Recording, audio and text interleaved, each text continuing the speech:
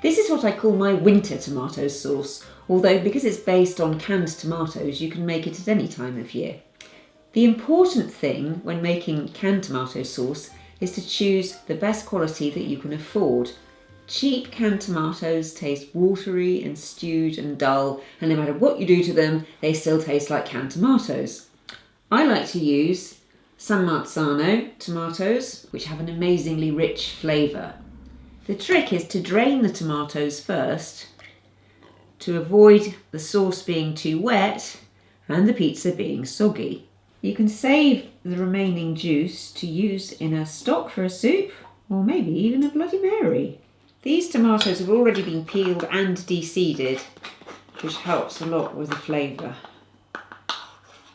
So for every can of tomatoes, I put 1/4 teaspoon of black pepper, freshly ground, 1/2 teaspoon of salt, and 1/4 teaspoon or more to taste of the dried herbs. This is Dragon's mixture of herbs. I think it's got basil, marjoram, oregano and thyme in it. That's very nice. I've got a couple of cloves of just lightly fried off garlic here, which I add with their oil, lovely olive oil.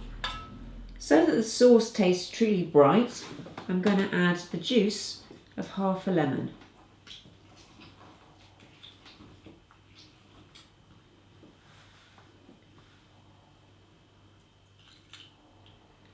To avoid it being too acidic and to further bring out the flavour of the tomato, I'm just putting in a bare teaspoon of honey. I'm going to mix it all in and then give it a good old mash with my trusty potato masher.